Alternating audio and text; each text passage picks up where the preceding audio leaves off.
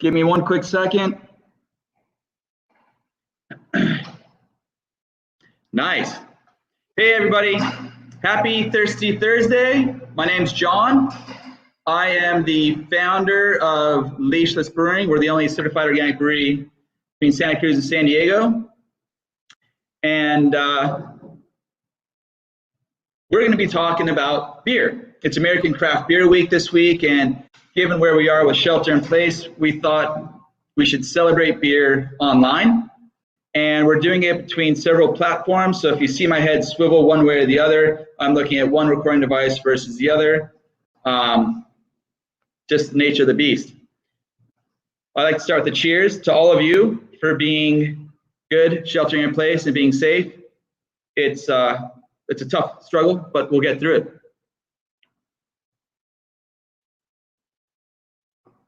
One of the beer styles that has really found its place here at the brewery is the Hazy Ipa. A buddy of mine got me into it about 3 years ago when he brought in a few hazies from different breweries, Cocoa Hut from Green Cheek, some from Monkish, Ghost Machine. These are all just mind-blowing beers. And it got me thinking, we need to make a beer like this. And I started asking people in the industry, what is this juicy IPA? And they'd say, oh, well, you know, it's juicy. And I always thought, you can't use the word you're defining in the definition. It just doesn't work that way.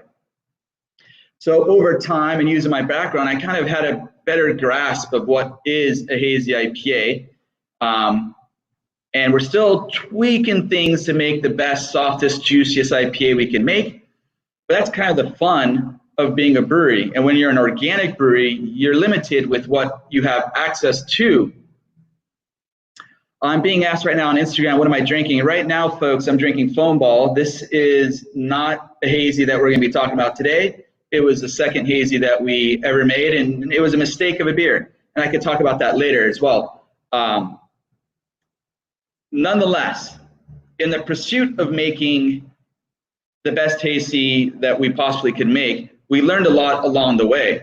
And in discussions with friends and fans and guests and whatnot, we started to learn that not everyone kind of understood what a hazy was. And it is kind of the Wild West with a hazy IPA. The beer's been around since about 2000 or so. And many people will say, oh, it's a fad, but it can't be a fad. It's been around since 2000. And it's actually the perfect way for someone to really enjoy those hop flavors and aroma without having to deal with the bitterness in a classic West Coast IPA. And I think that's the number one reason why this beer is going to exist forever. We could talk about the IPA style in general and the fact that it's several hundred years old, but that's a different time, different topic. So what is a hazy IPA? It's essentially a really soft beer that highlights the hop flavor and aroma without the bitterness. And achieving that is an art form, and it requires understanding of three main components of making beer.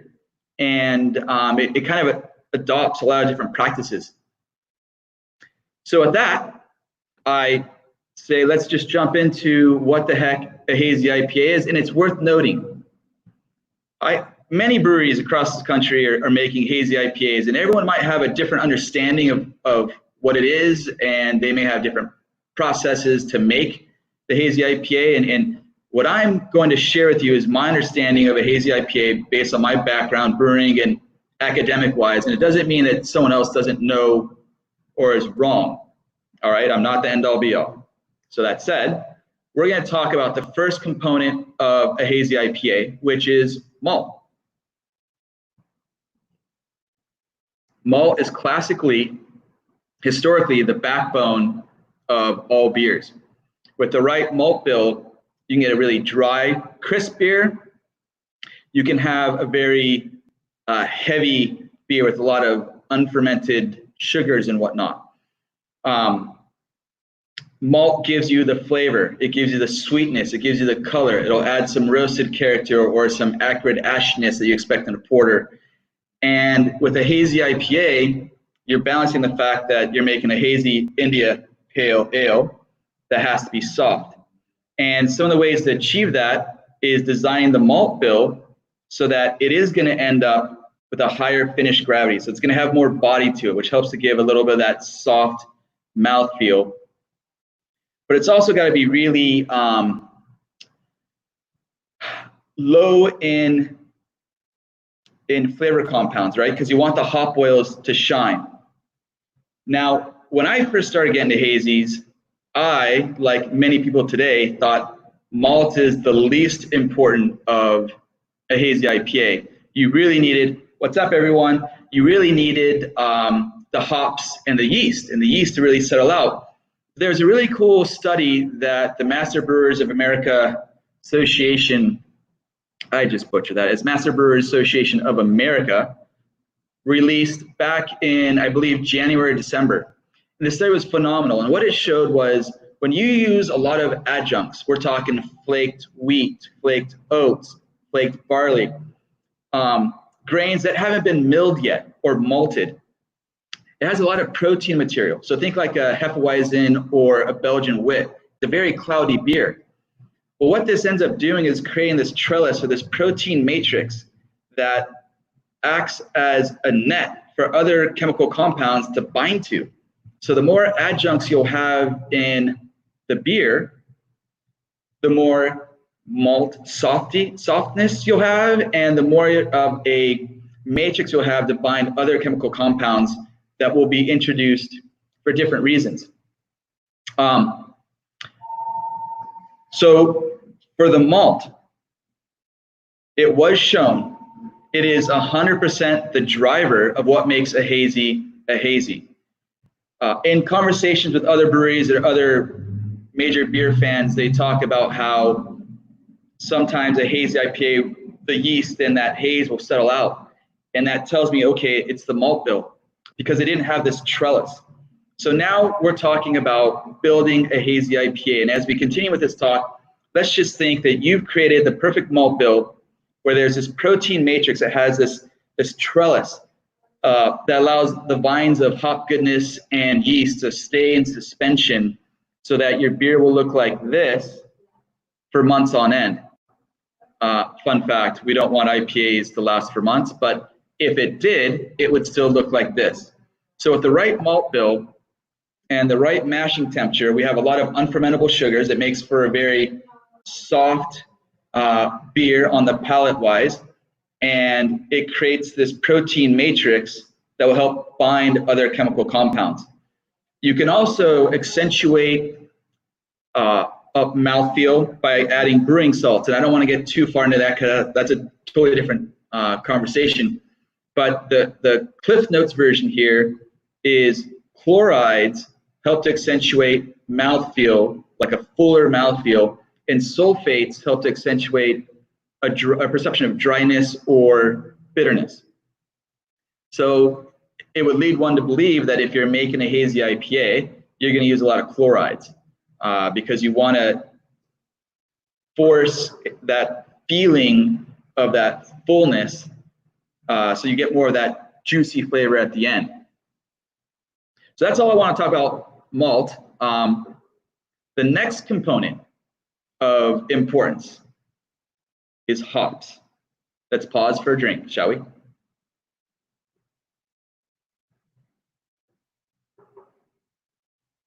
Cheers, everyone on Instagram. Thank you for all the notes. Hops. You need them in IPAs. But in order to understand what hops do in a hazy IPA, we have to talk about three different concepts. And I'm going to gloss over these really fast because it gets really intense. But the first one is very simple. Oils are hydrophobic, right? Oils will float on water. It doesn't want to dissolve in water. Oils, fats, are also made up of fatty acids. In the biochemistry, you learn that everything's an acid. Proteins are made of amino acids. Fats are made of fatty acids. And all fatty acids, all fats, all chemicals really have, let me pull back the all. Chemicals have the ability to make mirror images of themselves.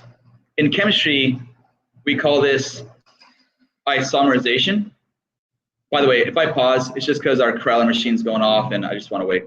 So isomerization is the idea that right now, as I look in the recorder, my right shoulder is seen on the left side. We're mirror images of each other. And in chemistry, compounds can have a mirror image. It's called isomerization. These are really important concepts because when you add hops to water, we want those oils. And depending on what type of beer you're making, those oils need to dissolve into the liquid, as in a West Coast IPA, or we don't want them dissolved in the liquid. We want them floating like essential oils, hence the juiciness. So the key to this is if you add hops during the boiling process, it has to be towards the end because hop oils in particular are dissolved. The isomerization of hop oils occurs as a function of temperature and time. So the longer you have hops in a boil and the longer or the hotter that boil is, the more efficient you will be at converting those hop oils into a format that could dissolve into the beer and give you that bitterness. Hazy IPAs, we don't want that. So we want to add the hops to either the wort in the kettle or in the beer during fermentation at periods where it's still a sanitary temperature, but it's so low, it's inefficient at isomerizing those hop oils. So in other words, oh, awesome, Jake. Glad you're loving pine trees. So in other words, what we're trying to do is create an environment that is still sterile, and we're going to extract all the oils from the hops so we get that hop flavor and aroma that we're looking for, that juiciness, but it doesn't turn into a bitterness. And it's a really fine balance. And the unfortunate thing about this is that process is so inefficient that you got to throw much more hops in a hazy IPA than you would a West Coast IPA. If we were a conventional brewery, I wouldn't sweat it. It's not a big deal. But being organic and the fact that our hops are 2, sometimes 3 times more expensive, it hurts. But you got to do what you got to do to make a really good hazy IPA, and you got to keep pushing the boundaries so that you get the finished product that is exactly what we want. And we want a product that, whether you think of it as organic or not, is untouchable. And I think as craft beer drinkers, you want a beer that is top notch. So there we are. We both want a top notch beer. We just got to figure out how to make one so that we can afford it. By the way, cheers. So now we've gone over the importance of isomerization. Hold on.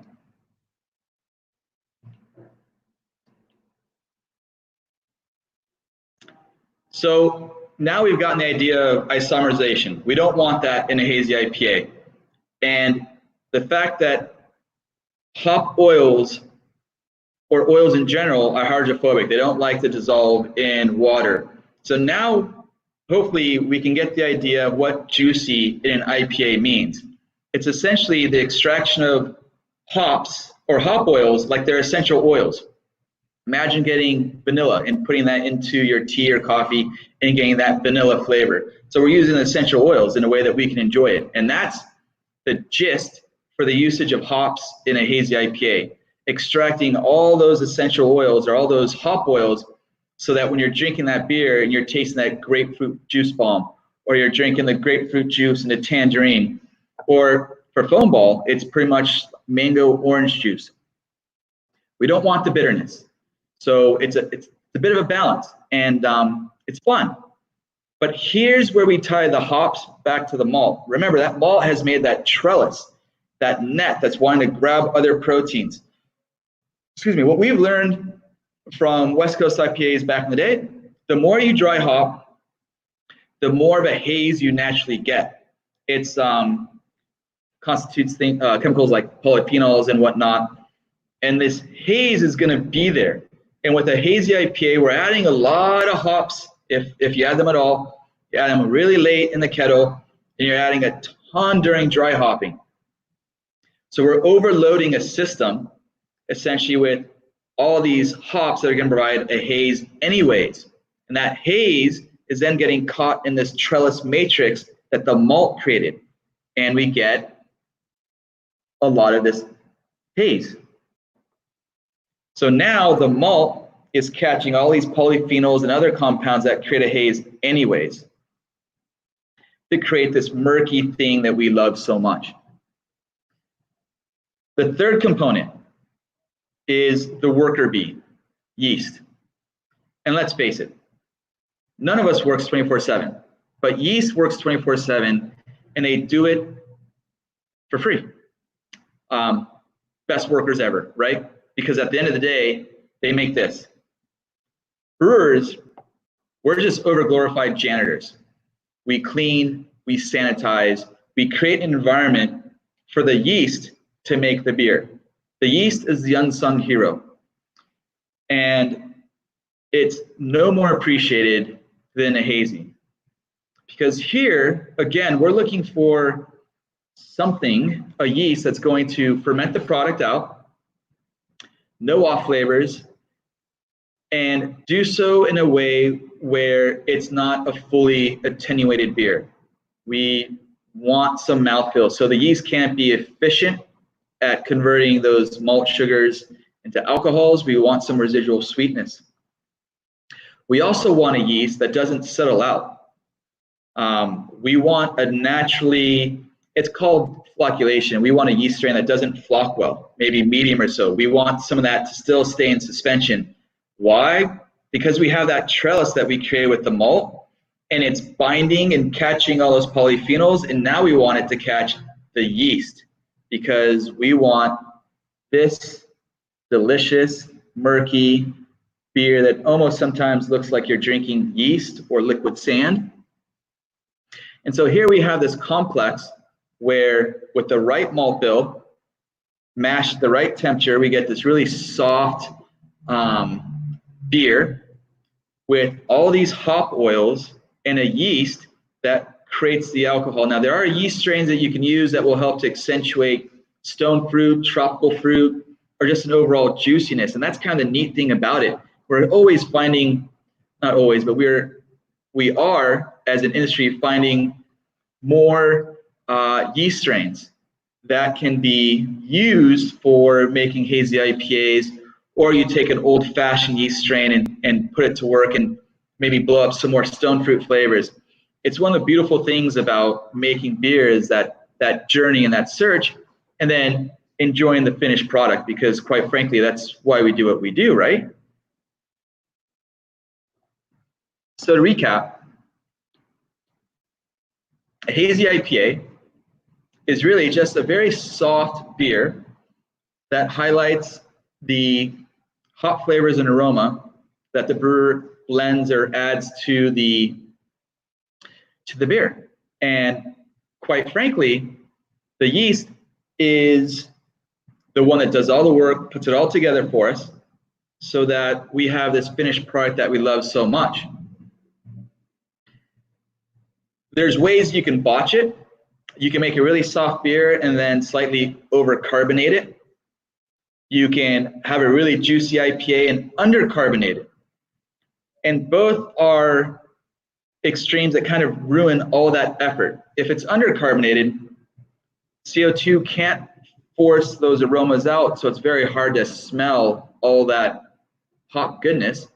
And if it's over-carbonated, you get this carbonic bite that gives you the perception of a very bitter, soft beer, almost like when you make mimosa and you add the champagne to the orange juice, and now that orange juice is really bubbly. And again, you kind of ruin the soft juiciness of the hazy, but you still get a lot of aroma. And finding that right balance is a trick, especially when you are a small brewery like us and everything's pretty manual. And you know, that's my fault. I wanted everything manual. We mash in manually, we rake out manually. There's very little automation. I think it's just our glycol unit that's automated. Everything else requires you to be hands on deck, and that's my style. That's what we like. So with that, we're going to start doing some beer testing, but I'm going to take a glance over here to Instagram just take a note. Any questions coming up? Let's see. I don't see any questions. Okay, so recap before we start tasting two different hazies.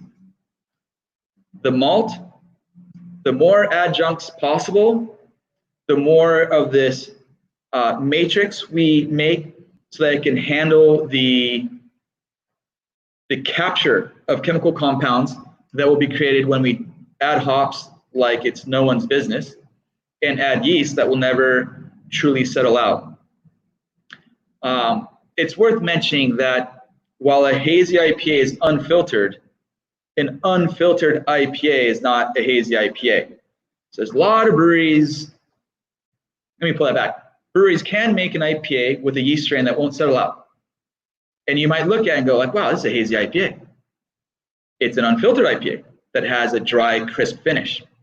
Having that really soft finish and all those different components makes a hazy IPA and not just an unfiltered IPA. So what we're going to do to finish this off is we're going to try two different IPAs. The first IPA we're going to look at is May Gray. May Gray was a hazy IPA that we created because, among other things, I realized we had a ton of hops. Our contracts were a year behind because it took us an extra year to open, and we had a ton of hops. And I thought, well, what's a great way to burn hops? Hazy IPA. Yeah. True story, it is. So I put together this recipe, not knowing how it would turn out. And it ended up, it still is to this day, a recipe that we're constantly tweaking because, one, more sources are becoming available almost monthly or yearly, and that's just the nature of organic agriculture. And two, we're still looking to find that really perfect balance of soft, juicy grapefruit juice. And part of that journey, part of the fun is the journey, it's not the end point, and learning along the way. And as we make hazies, we just learn more and more and more. So I'm going to finish foam ball here and pace it myself with little tasters and a little bit of water. So for those of you right now that have Juicy Punch and May Gray, and you're going to be doing a tasting along with me, I suggest now we drink a little bit of water to help clean the palate. If you have crackers, it's a good way to reset the palate as well. You can always lick your wrist, or the salts on the skin are a great way to reset as well. Okay.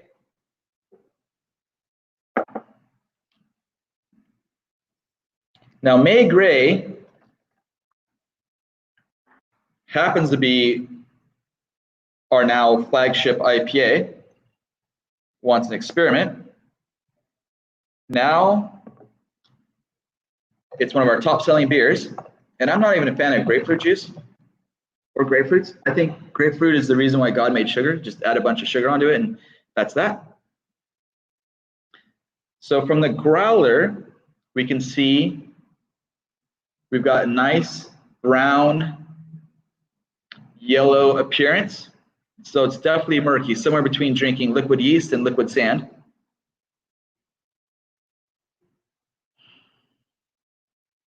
It's always good to, like wine, swirl around.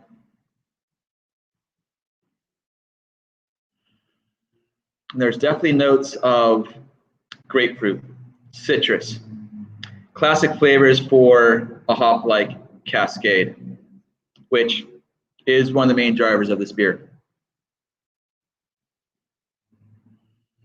It's nice. Thanks for cleaning. Okay.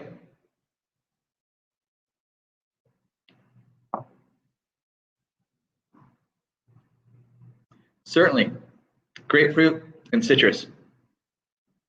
Beers like this are just so easy to drink and go well with food and just a lot of different atmospheres.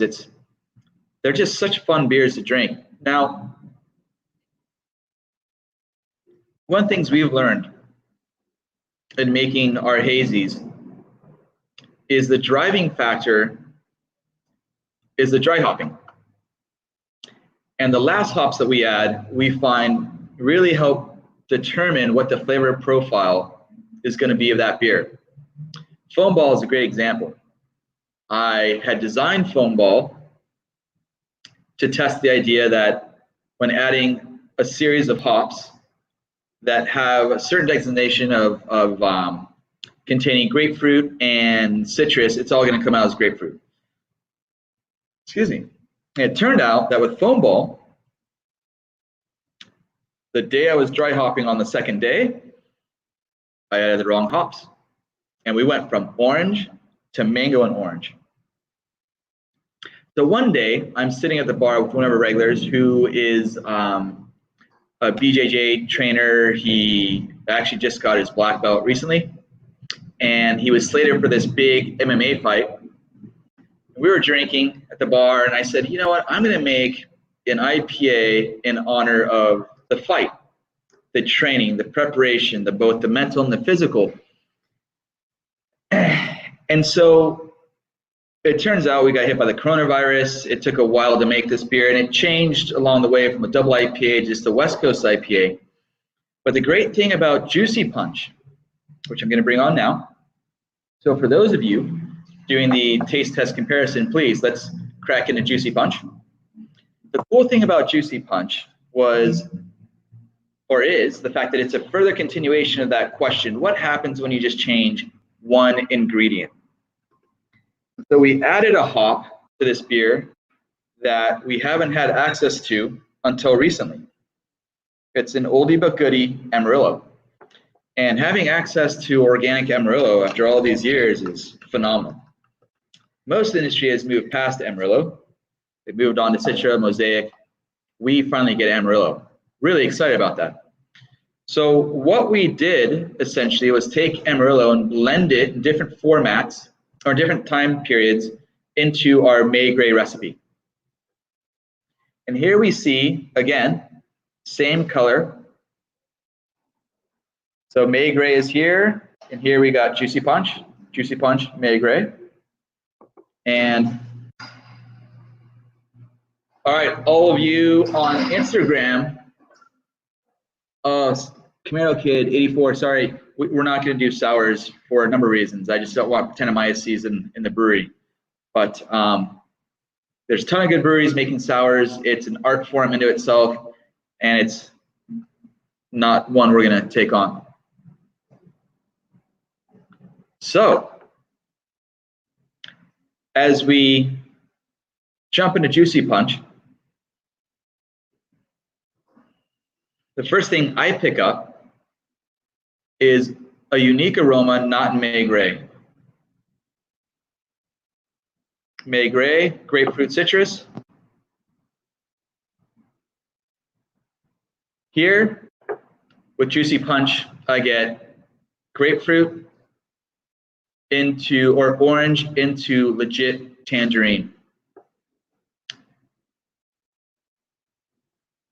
Outside the door is the fighter himself.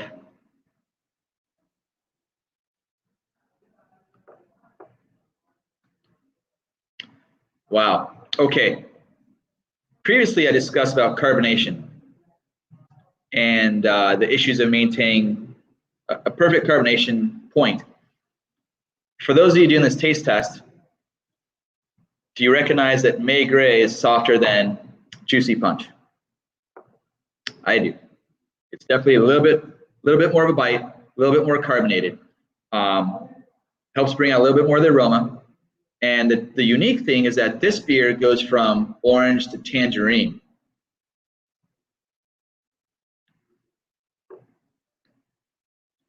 So the addition of one hop and blending it into the entire hop bill takes a beer that is traditionally, classically grapefruit juice and turns it into orange and tangerine, which is really cool.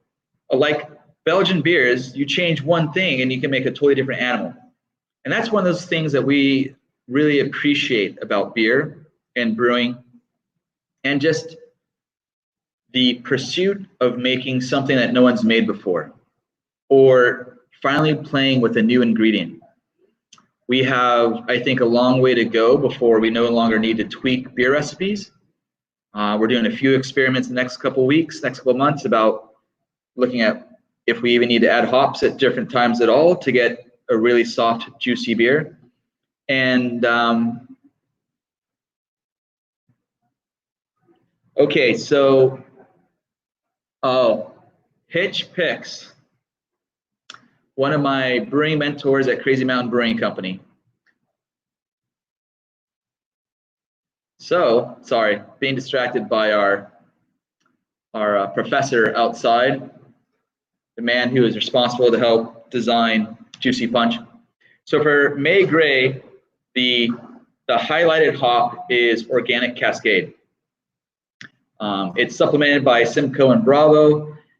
It makes for a really good beer, and to be honest with you, Organic Cascade is one of the cheapest hops we could find, or least expensive. It is in no way cheap. It is what made Sierra Nevada, or the Pale Ale. It's one of their flagship hops. It's a great hop. It's survived 2+ decades of usage, and people are still finding new ways to use it. And in Juicy Punch, we just added Amarillo. I won't tell you when we add what, but suffice to say, the idea of incorporating new hops, taking other hops out, is kind of the fun thing about a hazy IPA once you have a fine-tuned hop bill. And I'll be honest with you, we're still investigating or testing out whether we need certain grains in our hop bill, I'm sorry, in our malt bill for a hazy IPA, because we're trying to make the juiciness pop more without so much of the malt's impact on the finished beer product. And stay tuned. Maybe by the end of summer we'll have a very different version of May Gray, and that's just the fun.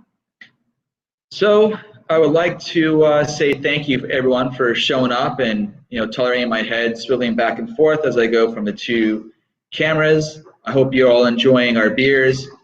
We're definitely going to be producing more beers. We are in the process of finishing redoing our brewery floor today, and we should be up and ready to brew in 3 weeks. So we should have some new beers in 5 to 6 weeks. So thanks everyone for joining. If you have any questions, shoot it now. Otherwise, forever hold your peace. It's not like marriage, but it's just the way it's going to go. All right, I don't see any more questions. So cheers, everyone. Thank you for your time. I'm going to sign out and surf and do some deliveries. So enjoy the rest of American Craft Beer Week. Please be safe, be well, and together we'll get through this. Keep making great beer, keep enjoying life, and hopefully we can all inspire people to be better without knowing what we're doing. Cheers, and have a great week.